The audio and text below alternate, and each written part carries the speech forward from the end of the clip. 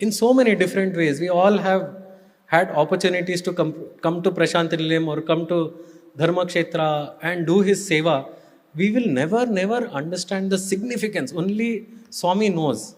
One of my uncles, who was also a former student, he once told me, he said, he had a sense of what it means to be Swami's devotee.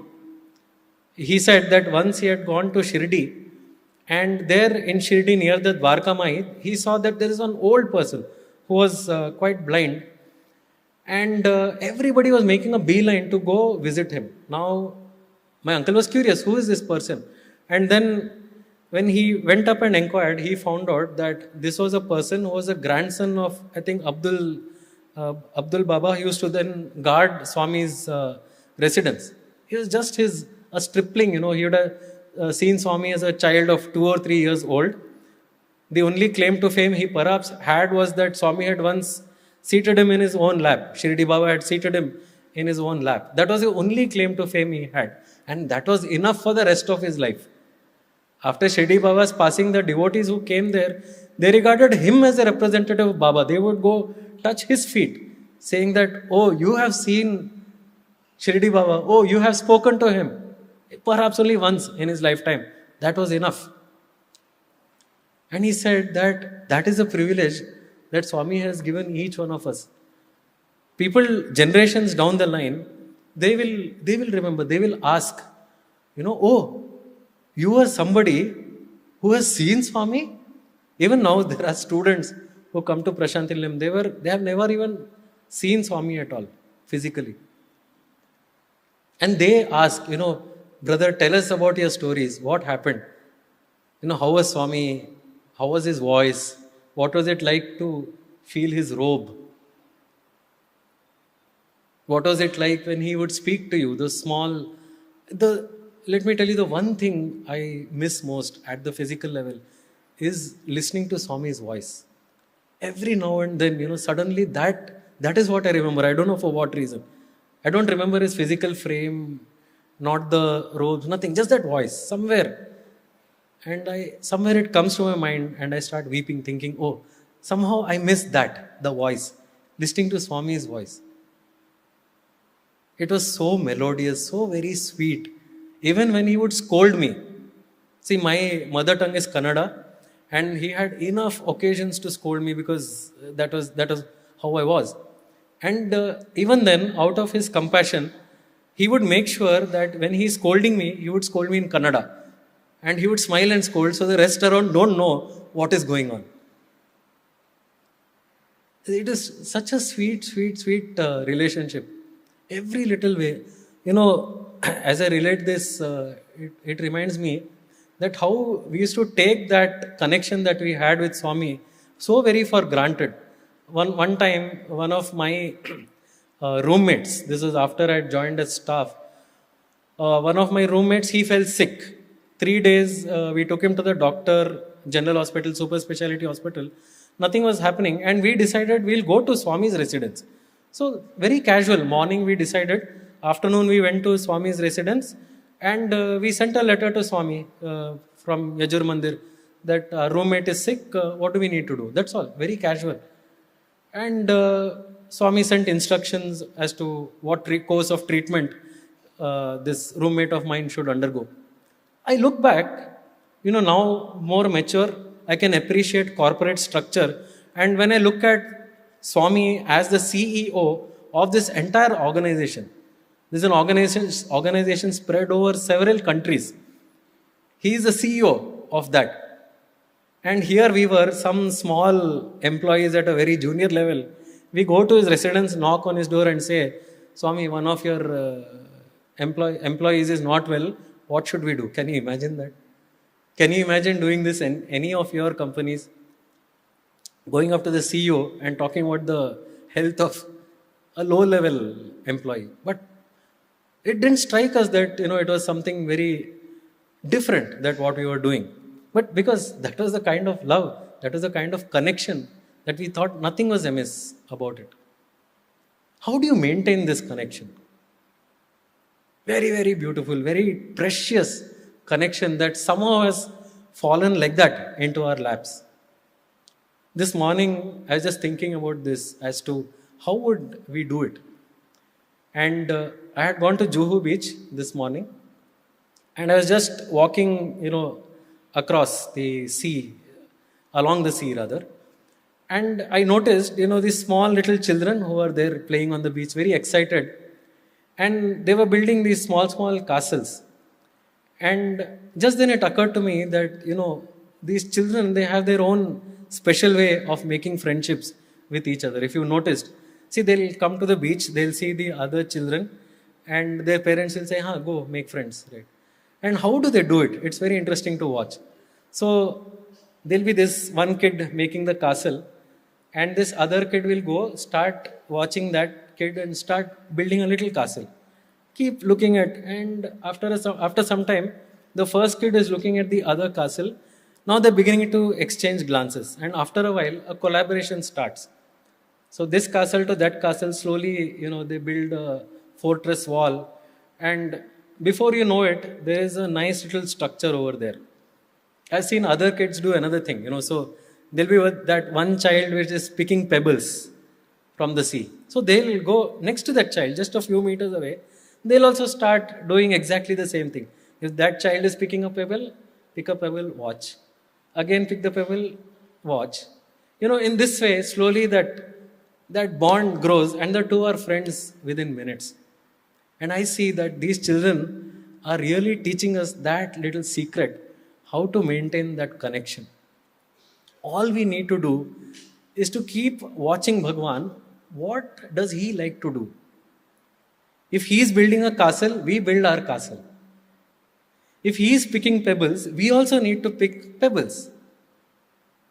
And we look at Bhagwan's life very, very clear. What is it that he wants to do? He is open to each one of us. He says, I have given you the royal path, the red carpet. Walk on it. It's called the path of seva. If you cannot meditate, no other sadhana you can do.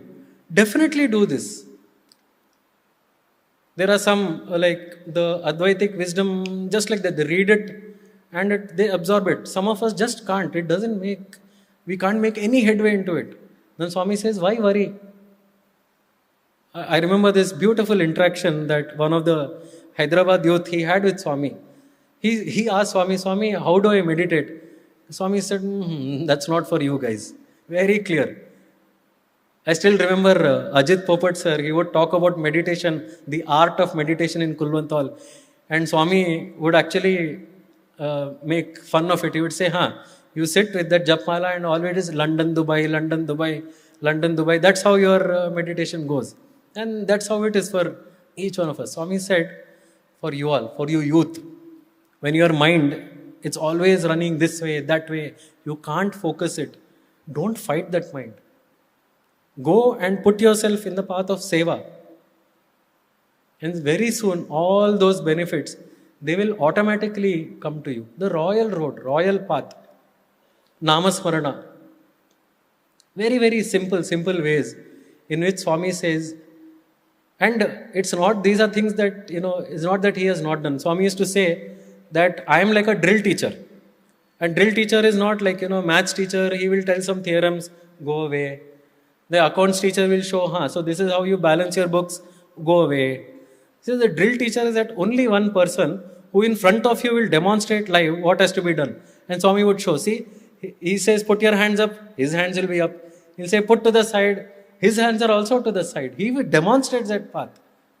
Namasmarana is so many bhajans, Swami is singing in which the word Sai itself is there. He has shown the way.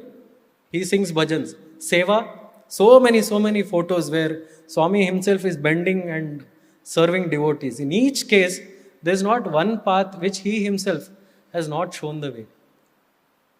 This is the very, very, very beautiful way in which we do what he has shown himself doing. That is all we need to do.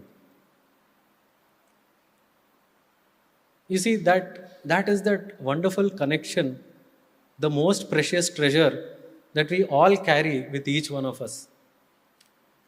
I look back, I have been very fortunate that the around 1 decade that I spent in his physical presence, many opportunities like this that, Swami showed his divinity.